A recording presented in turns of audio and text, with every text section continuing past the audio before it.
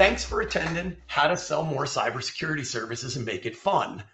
I will be your host. For those of you that don't know me, my name is Matthew Koenig. I'm VP of Channel with Nodeware. I've worked for MSPs. I've worked for vendors. I've been around what you would consider the MSP channel for at least 25 years now. I love it. I'm having a great time with it. I love working with MSP owners. You know, I love selling and I love teaching. It's a lot of fun. And one of the things that I want to stress to you today is that everything has a point. Okay. So like there's going to be a video at the beginning. Don't tune out. There's a point to everything I'm going to show you today. We're going to try to have some fun with it. But as we go in there, if you have any questions whatsoever, put them in the question box. I will make sure I answer every question that you have before we end the webinar. So we're going to jump in and we're going to start this video. Now, this video I call the ultimate sales meeting. And there's a reason why, and I'll explain it at the end. So as I said, hang in there. It's about 2 minutes, but I promise it's worth the watch.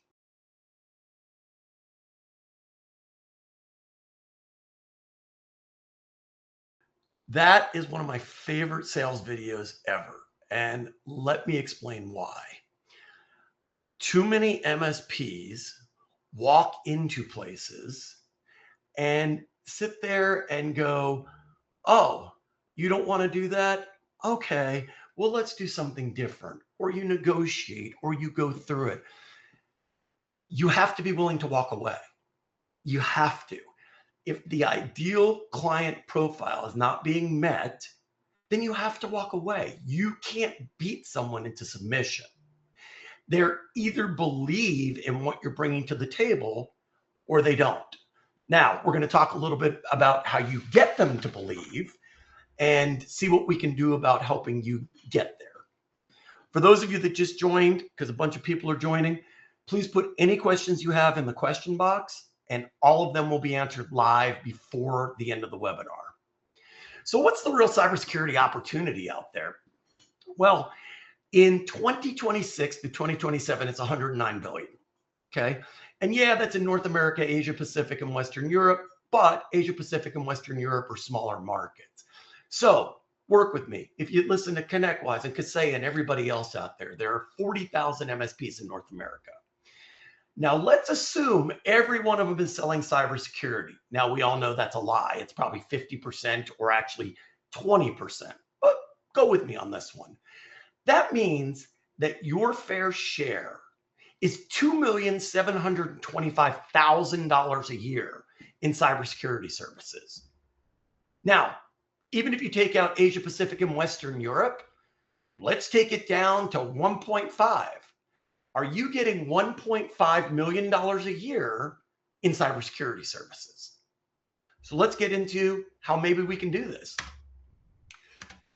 So first of all, whether you're calling them or they're calling you, your first question should always be, why us? Why now? Some people give me pushback on this, like, well, that seems stupid or that seems really bad. Well, is it? If they chose to take your call and set a meeting, or they called you, there's a reason. There's a pain point there, okay? Pain equals sales. Don't you want to know what that is? It's one of the most simple questions you can ask to get someone talking about what's going on with them and why they're looking to talk to you. This is one of the most important questions that you can ask, and you want to ask it up front so you know where to take the conversation. Next thing, you want to do a good discovery. Discovery is your very first sales call. Now remember, in a discovery call, you're not trying to sell anything. You're trying to decide if this customer is right for you, okay? And they're trying to decide if you're right for them. This is all about gaining knowledge, understanding what's going on, understanding their attitude, and seeing if this is someone you even want to move forward with, rather than wasting your time going all the way to a proposal and having them ghost you. The other thing, and I'm very strict about this, and I know people are going to tell me, well, I can't get there and I can't whatever. As I said, some of this stuff you're not going to agree with 100%. That's okay. But I promise over my 25 years, this is what's worked. You don't meet with anybody on the first meeting but the decision maker, period. You know why? Because when you meet with someone else, that means the decision maker may not even know about the meeting. So are they bought in, or are you wasting your time?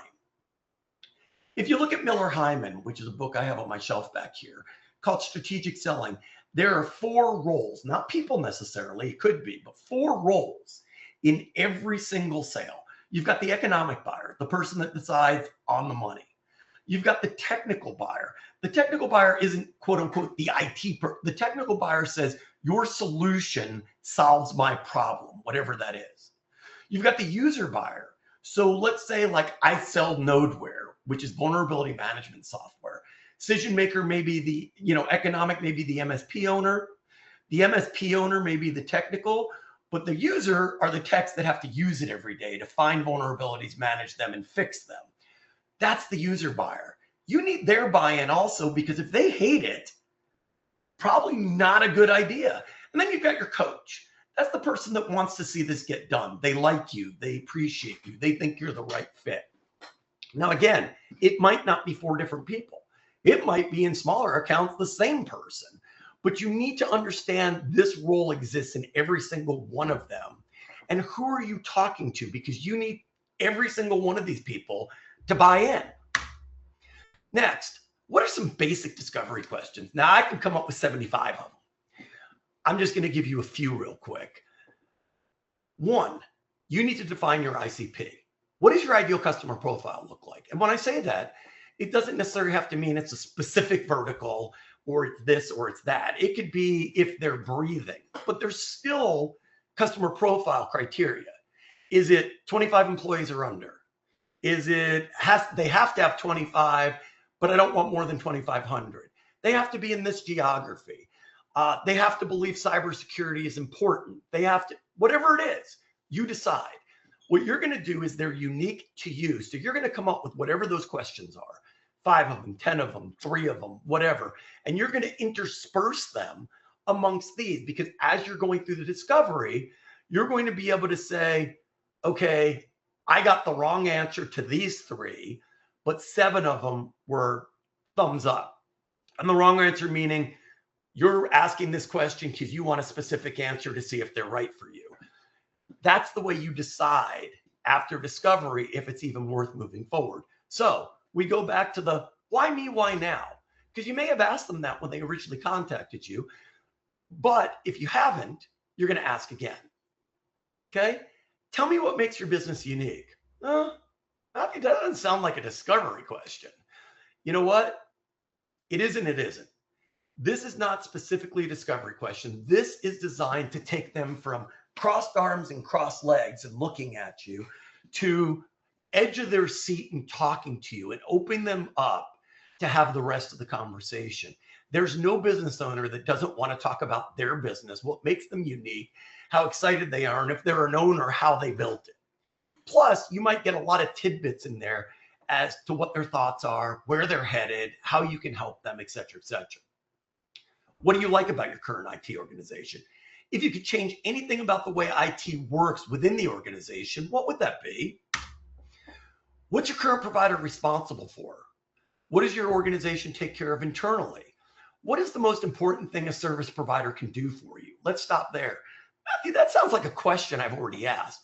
It is, but I've had the privilege, I don't know if I'll call it a privilege, of studying a ton of psychology because of what I do for a living.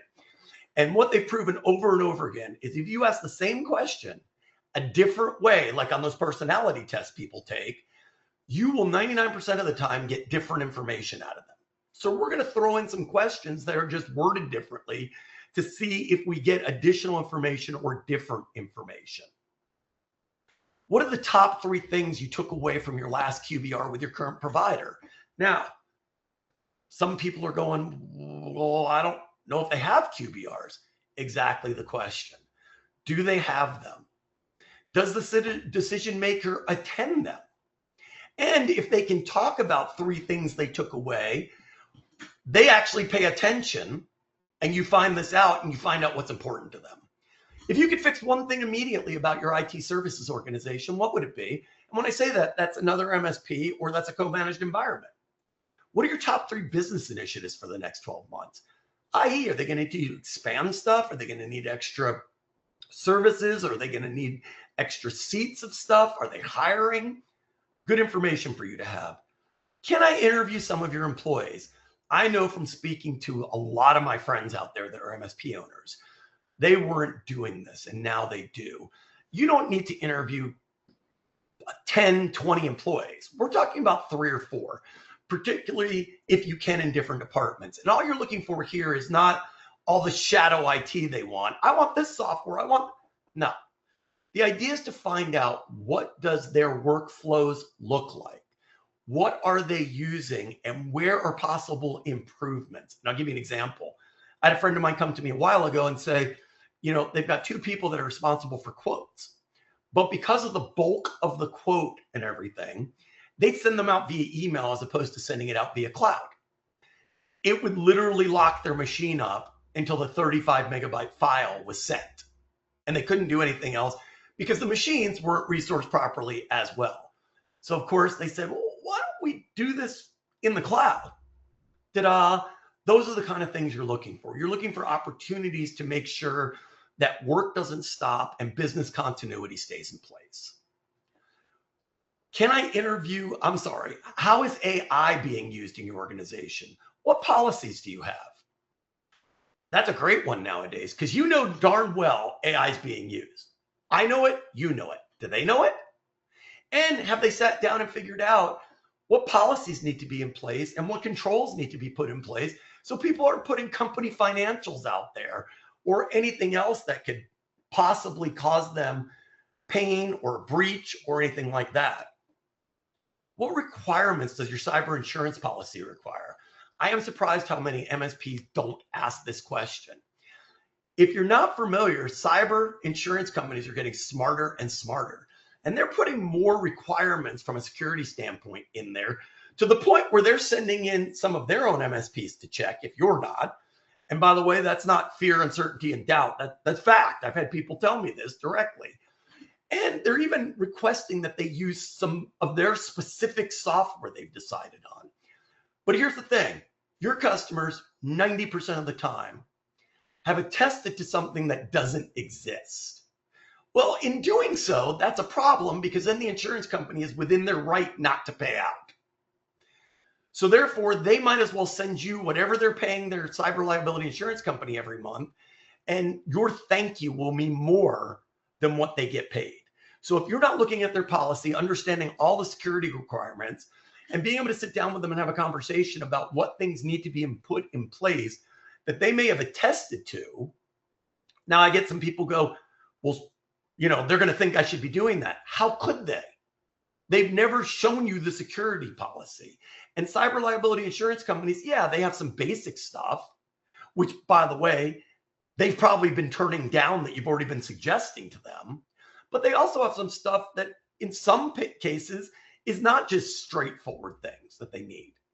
So this is a great discussion to have from a business standpoint and adding value, as opposed to just monitoring their environment or providing them with security services. Here's the last question in any discovery that you're going to ask. And yes, it's uncomfortable. And yes, you're going to ask it, because I hear too many times about going down the whole path of getting a proposal done and everything else, and then getting ghosted, or then being told your price is too high. So you're going to ask, that's why the decision maker is in the room. Do you expect me to be the cheapest or fairly priced for the type of services I offer? Anything that relates to being the cheap, well, I expect you to be on the cheaper end. Well, we don't have a lot of money to spend on IT. So this is going to draw all of that out, unless they're blatantly lying to you, at which point you call them out later on that, because you don't know right now. But it's going to tell you exactly what you need to know between this and your ICP questions. This is where you're going to decide, do I even want to move forward with these people? Next thing, always use an assessment. To me, the next step in a sales process is using some kind of an assessment. Now, here's the thing. You can use whatever kind of assessment you want, okay? My thing is always about I want to look at the technical environment because I want to know what kind of a mess I might be walking into. I want to talk to some employees and see their attitude about IT, see opportunities for improvement and business continuity issues. But some things to understand. First of all, you are never sending this assessment to them. If they're not going to let you review this with them live, whether that be online if they're out of state or in person, they're not a good customer for you because they're not willing to do what it takes to really build that relationship. You're never going to leave it behind unless they pay for it, because the last thing you need is having them hand it to someone else. You can use the assessment if they go quiet as a reason to call. Hey, I've got your assessment completed. I found some things on here that concern me. Would you please give me a call back so we can at least review this? Because remember, free is never free, even if you go out there and you don't charge for this assessment, right? And I wouldn't, right? Because you've already defined they're a customer you want and everything, but it depends on the depth. I wouldn't do, 10 days worth of work either. But there's an opportunity cost. You had your tech go out, look at things or use some kind of software or interview a few employees. So even if you only put in 4 hours in its entirety for the assessment, that's still 4 hours that tech could have been doing something else. This is your property, your document. It's like our Nodeware 7-day trial. Not going to go into that. Had to throw that in there just for the heck of it. So talk to them at their level.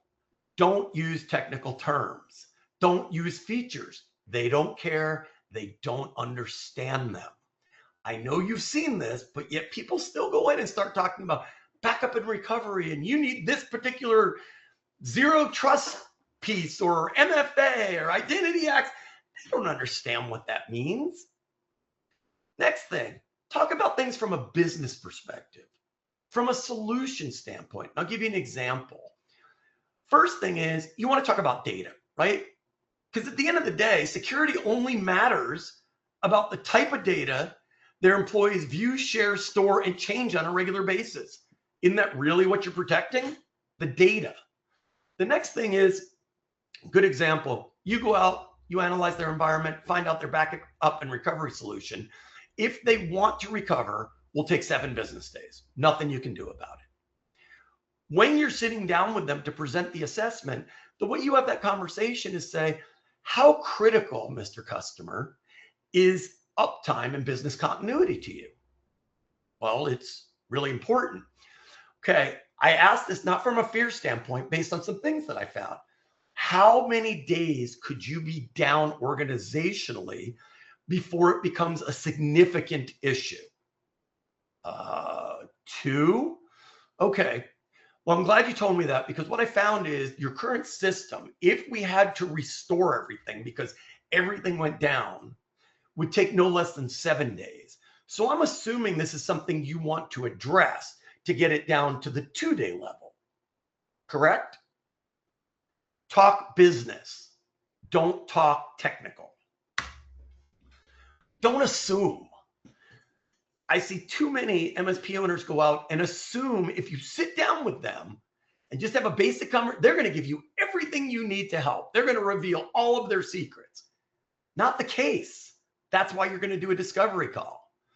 If we tell them they're wrong in everything that's going on in the world, they're going to want to move forward with us. Well, let me explain something again psychologically. These are facts. You can go look them up. Fear, uncertainty, and doubt. A lot of vendors forever scare them, do this, go do a dark web scan. Well, there are 2 things that concept does psychologically. First one, you piss them off because you're trying to scare them. They know you're trying to scare them, and it just aggravates the heck out of them. The second thing is you actually do scare them. When you scare someone, physiologically, they go into freeze mode. They don't want to make a decision then because they might make the wrong decision.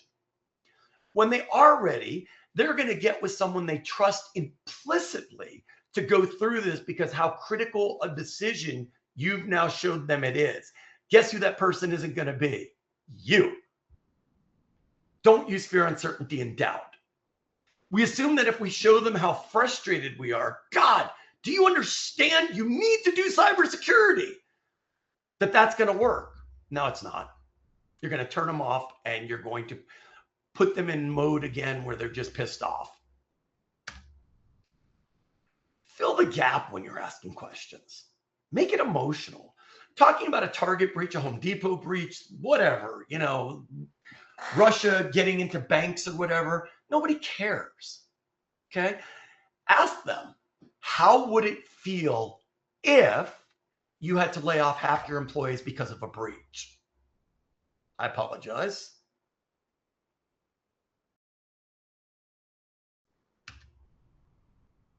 There you go.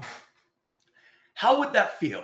What would it look like if your business had to be down for 7 business days because of a breach? Get emotional. Put them in their head about their business. Someone asked a pre-question. How do you sell more cyber? How do you get them to believe in this? These are the kind of questions you ask. They can't sit there and look at you and go, because they look like an idiot. Okay. And if they do that, they're probably not a customer you want. Ask them questions that are not fear, uncertainty, and doubt, but put them in their head to think about their business. One of the things I see MSP owners do on a regular basis, I got news for you. I see sales teams do this on a regular basis, is you act like working with and selling to a client is a chore. You act like sales is a chore. Clients pick up on that. They always pick up on that. And the reality at the end of the day is nobody wants to do business with someone like that. Ray Lewis, if you want to look it up on YouTube, has something called Lion Mode. If you haven't seen it, it's a great motivational video. I use it in another presentation. But the essence is, okay, the lion is the king of the jungle, not because he's the biggest, not because he's the fastest, right? The elephant's the biggest, the cheetah's the fastest, but because of the mentality. The mentality is, I'm the biggest, I'm the baddest, I'm the best, and I'm going to get what I want. That's lion mode.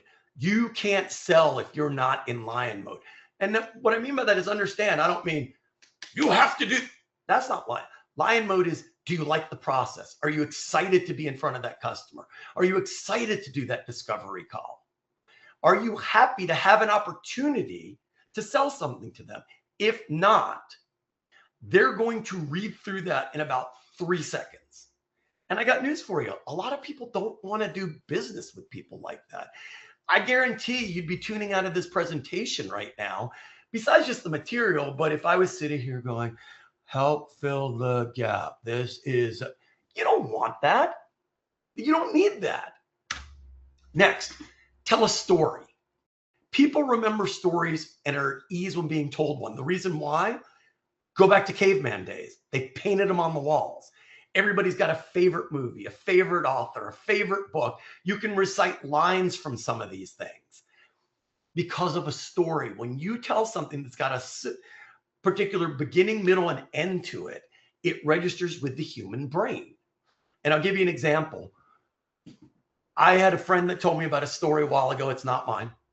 Said that they got a call from an accounting firm. And this accounting firm was 50 employees. And it was, I think it was March, if I remember correctly. It's been a while since I told this. I think it was March. They got breached. There were over 500 fake returns sent out, okay, to the IRS. They were cut off. They were not allowed to electronic file at all until they proved everything was remediated, everything was safe, and everything was locked down again. Can you imagine being an accounting firm not being able to electronically file right there in March with the April deadline coming up? That's a story. Okay. That's something people can go, oh. And here's the cool part. For those of you out there that attend shows or in peer groups, they don't have to be your stories. There are hundreds of stories out there that you can get from people that are your size customer base, whether it be SMB all the way to enterprise, that you can tell. And notice, I didn't try to scare them.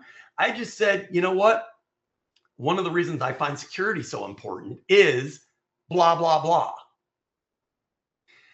Another example is like Nodeware. One of the stories I tell when I'm selling Nodeware, I'm not going to sell you Nodeware right now, I'm telling you a story, is I did have a friend that went out, ran our software, and it finds everything, all kinds of devices, IoT. Anyway, found a bunch of cameras. Called me up excited that it found a bunch of cameras. I said, well, it's supposed to. No, you don't get it. They found 7 internal cameras, IP cameras, recording internally. CEO didn't know they were there, and they had no idea where they were recording to. Wow, that's a problem. That's a kind of story that works in helping you sell. Have a security plan. I know this seems completely opposite. Matthew, you've lost it.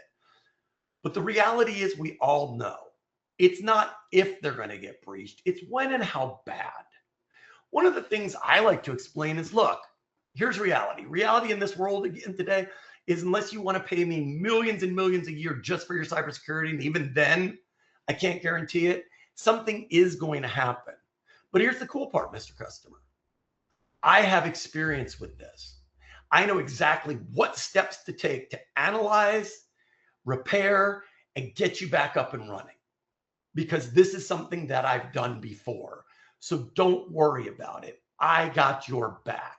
Put them at ease that I'm not going to lie to you. Something's going to happen, but I got you. I know what to do. I know how to take care of it.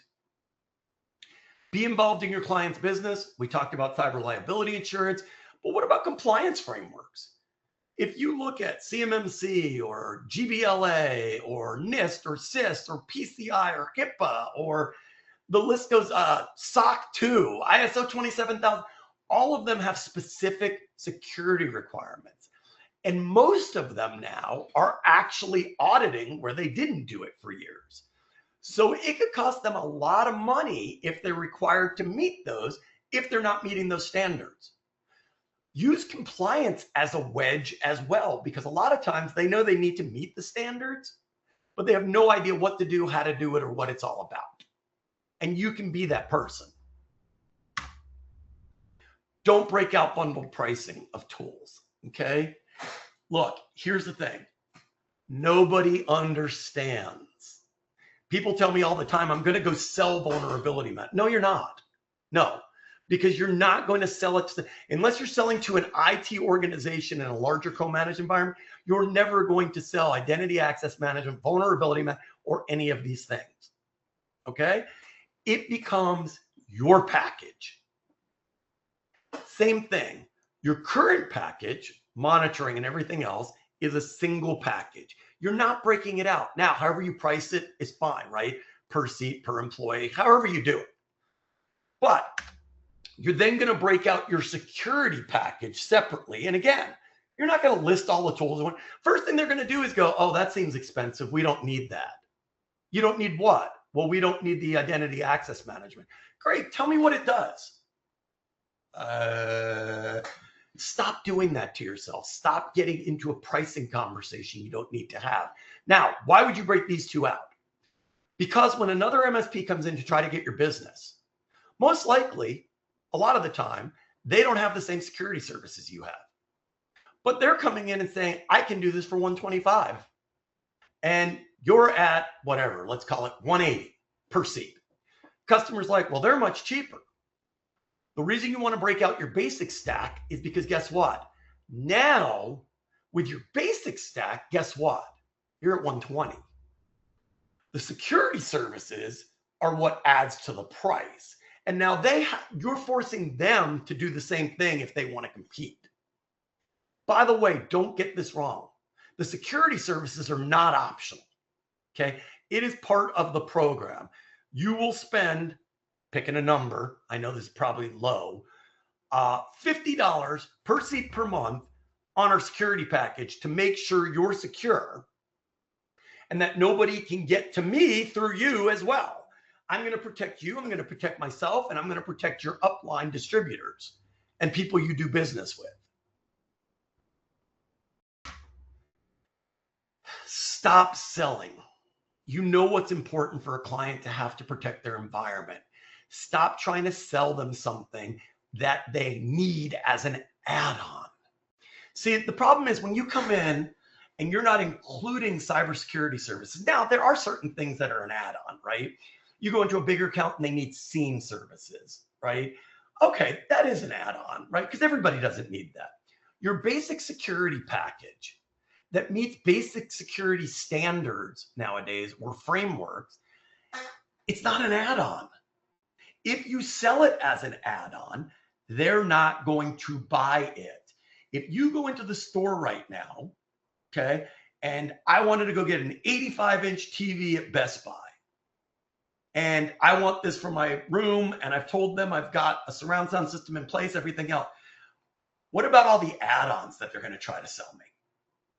The extended warranty, cables. By the way, you can get this speaker that does this. Oh, you can get this. And maybe the TV is a bad example. Maybe a car dealer is that. But they're add-ons. If they were needed, if they were required to accomplish what I was trying to accomplish, you would be including them. And I'm not saying at a price where they're not paying for it. I'm just saying if you show me it's an add-on, then I'm going to treat it as an add-on. Be willing to walk away. Again, if they don't meet your ICP, walk away. All it's going to do is cause you grief and problems and issues. You don't want to be the cheapest. And the example I always give is the following. Mr. Customer, if you went out right now, what's your dream car? Oh, it's a Porsche 911. Great. If I took you out right now and you got a 2027 Porsche 911 loaded with everything you wanted, had 3 miles on it, and for your business, you went out and bought a 1998 Ford pickup truck, rusted on the side with 300,000 miles on it. Look me straight in the eye and tell me you're going to treat those the same. You're going to provide the same care. You're going to drive them the same. You're going to keep up on the maintenance the same. No, you're not. You're going to treat the truck way more poorly. And you're not going to worry about things as much as you will with that. When you come in and you're the cheapest, you are the pickup truck. And they're going to run you twice as ragged because they do not respect you. Because you came in and gave them the cheapest price, which means I can push you to do all kinds of other things. Objections. Oh, nobody's going to hack me. Well, what I always explain is, have you ever heard of a spread attack? No. Well, think about it this way. There's 1 million marbles. I've got them. There's a ballroom. It's about 40,000 square feet. And I'm going to take a hole saw and I'm going to indiscriminately drill holes in the floor. Half of them I'm going to put caps on. I'm going to have a wood ramp. I'm going to drop 1 million marbles. Are you willing to bet your entire business, put it on the table like in Las Vegas, that a marble is not going to end up in your uncovered hole? Because you're right. They're not after Bob's Bakery or whatever the case may be. But guess what? If they can hit you, your credit cards spend exactly the same way. So if I can hit 10 of you in a night versus trying to go after one big one, I'm in great shape. I never hear about people my size getting breached. Really?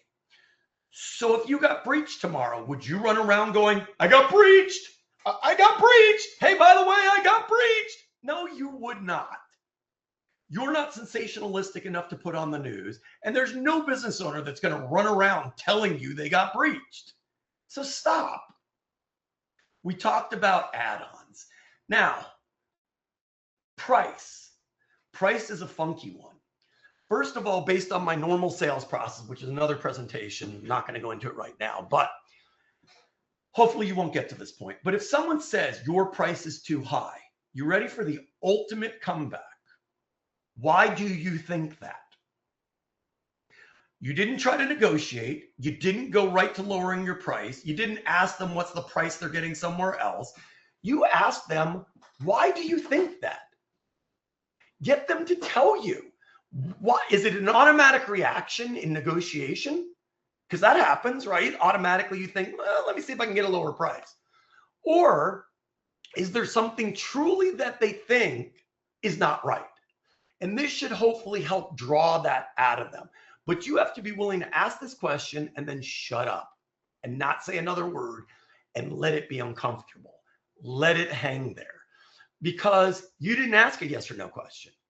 You asked specifically, why do you think that? And now they have to tell you, or go, I don't know. Well, there must be a reason, Mr. Customer. You said my price is too high. I know my price is average for this marketplace with the services I provide. Okay, I was forced to put this in there, but it is good information. How to sell vulnerability management. First of all, let's forget about any software you currently have. Doesn't matter whose. And when it comes to vulnerability management, love for you to use Nodeware. Doesn't have to be Nodeware, still factual information. There are 3 components to your security stack: proactive, testing or proof of security, reactive. Okay.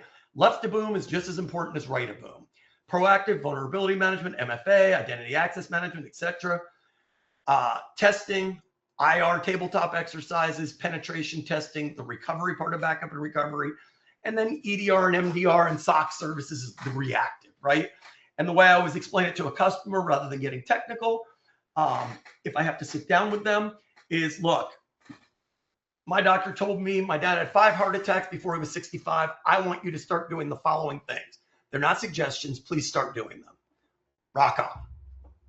Once a year, I go in for a stress test and one of those CAC scans where they look at the calcium buildup and everything like that, just to make sure that what I'm doing proactively is working. However, there's no such thing as perfect, as we discussed earlier. So you still need the ambulances and the doctors and the hospitals in case something does happen, so it doesn't become catastrophic. What is vulnerability management? Easy way to explain it. Think of your company's technology like a house. Vulnerability management is like walking around the house every day, checking for unlocked doors, open windows, broken locks, and fixing them before someone breaks in, instead of waiting for something to happen. Data is the key of all security. Let's even forget about vulnerability management. Look, the key behind cybersecurity that we don't talk about enough is data. Oh, it's only a 2-person office, but they're a law office and they have whatever. They have 20 terabytes of data on their customers. Guess what? That's just as important. Okay. Size does not matter. The data they have, how it's stored, used, changed, sent, accessed, that is what matters. And I don't think a lot of us do a good enough job explaining that to our end clients, that let's not talk technical. Let's talk about your data. What kind of data do you have? Who touches it? How does it access? How is it stored? How is it used? Are there compliance requirements you're required to follow when it comes to data? Because at the end of the day, that's really what it's all about. It's about protecting the data. Objections. Client will not pay for it. They think I'm already doing it. No time to remediate it. Well, first of all, client not willing to pay for it, that means they're not willing to protect your business. For me, that's a, I'm out. They think I'm already doing it. Why? Why do they think you're already doing it if you're not doing it? And if that's the case, then you better be doing it, because if there's ever a breach, they're going to hold you liable. And there's a law on the books, and it's called willful ignorance. And by the way, I'm not coming at you. It's an actual law. Look it up. And it basically says, if it's reasonable to assume based on what you provide, the services you provide to someone, that you would be doing something, then you're supposed to be doing it. This is vulnerability management, no time to remediate. Okay, well, I don't know what to tell you, because that's just basic house cleaning. Taking care of vulnerabilities and making sure that the systems are locked down properly and everything like that, that is basic IT 101. And if you're not doing that for your customers, you're pretty much leaving them open to the world. Isn't that the basics of what you need to do every day? So again, vulnerability management. When you're explaining it to a customer, hey, do you go to the doctor for a checkup? Yeah, vulnerability management. Getting your car's oil changed, vulnerability management. Putting locks on your house, vulnerability management. Why not their data? Key overall objection response. Okay. They're sitting there saying to you, I don't think cybersecurity is important to me. Here's the question. Do you work with any lawyers, accountants, doctors, banks, credit card companies, software companies? Yes. Do any of these have what you would consider sensitive data of yours? Yes. Okay, what would your thoughts be if they chose not to protect your data and a breach happened? Would you find that acceptable? Now, I know, Matthew, I can't say this to a customer. That's in their face. You've asked me how to sell more cybersecurity services. This is how you get through to people. It's not fear, uncertainty, and doubt. You don't have to be mean about it, but you need to put them inside their own head and think about real life. This is one of the ways to do that. Remember something before I get to questions. Knowledge is not power. We all know a lot of stuff. It's applying that knowledge that is truly power. Because you can know a ton, but if you don't share it, use it, try it, write it, change it, it doesn't matter because it's only locked away in your head. Okay, let's see. Questions?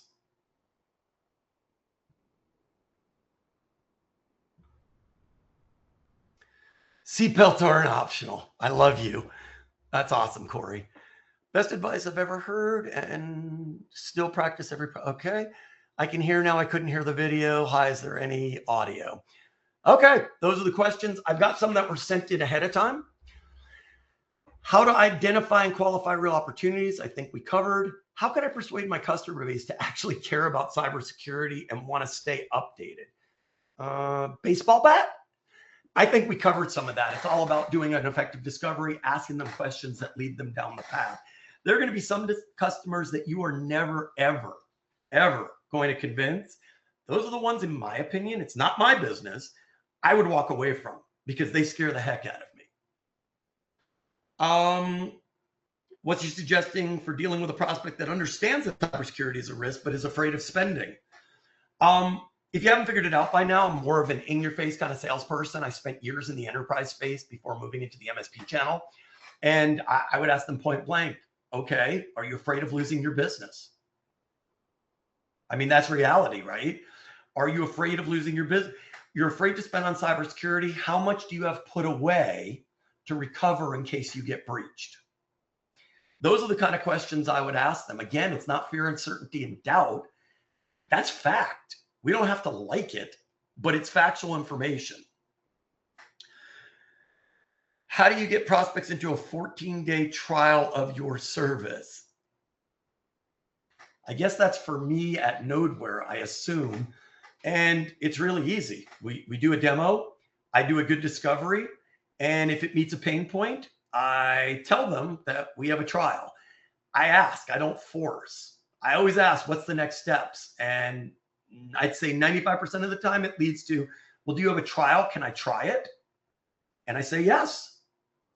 So again, I think it goes back to doing an effective discovery and having that conversation, because if we talk about enough stuff and bring out enough pain that we solve based on problems that they're having, they want to do the trial. They naturally want to see what happens with it.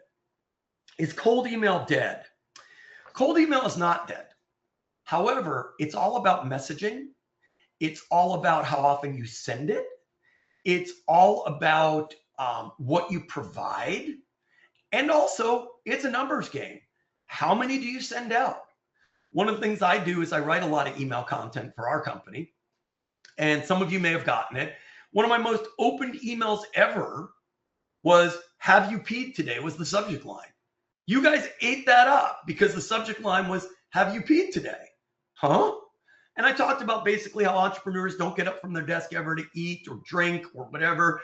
And that's bad. And you need to figure out a way to save time or whatever. And I went through some psychology and some research and stuff like that. And then at the end, I said, by the way, Nodeware can also help this, blah, blah, blah. I've sent emails out about this kind of a topic, right? Much smaller, much, less information, but hey, let me help you with how to sell cybersecurity services. And then at the bottom, by the way, I'm with Nodeware, we do this. So it really depends. Are you providing them with information they want and need? Is your subject line something that would get them to open it amongst their other 5 million emails? Are you sending to the proper ICP? Are you targeting it, or are you just spraying it all over the place? Are you sending enough email out? Are you supporting it with follow-up calls? And LinkedIn is a great thing that I don't see a lot of MSPs using. LinkedIn outreach, you can narrow it down to your ICP only and send great messages via LinkedIn that are short, sweet, and to the point. But remember, I'm going to give you this as a parting gift. And I say that because I don't think I'm the smartest person in the world by any stretch. I just think this makes a huge point.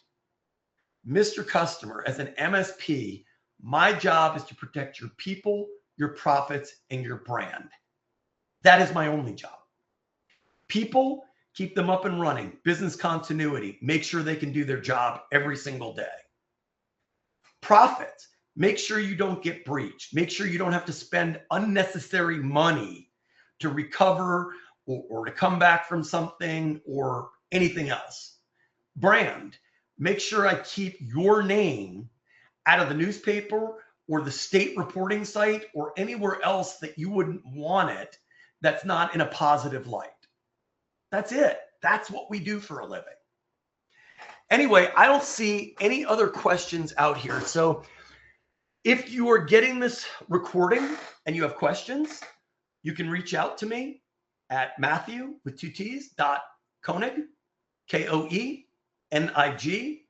at IGIcyberlabs.com. So once again, I want to say thank you so much for your attending. Look, in the scheme of things in this channel, this actually excites me more than selling stuff. I love helping MSPs grow and expand and teaching stuff, especially when they come back to me later and go, dude, I tried what you said and I made a huge sale. Trust me when I tell you that is near and dear to my heart every day. Finally, if you need vulnerability management, if you don't like what you're using, if you're not using something, do me a favor, reach out. Let's do a quick demo of Nodeware. I promise, no hard sales pitch. And if you like it, try it out. I promise I wouldn't have been here over 3.5 years if I didn't think the product was awesome and did exactly what it was supposed to do. That's all I've got. I appreciate your time. Thanks so much for spending time with us. Love you all and look forward to speaking to you soon. Have a great rest of your day.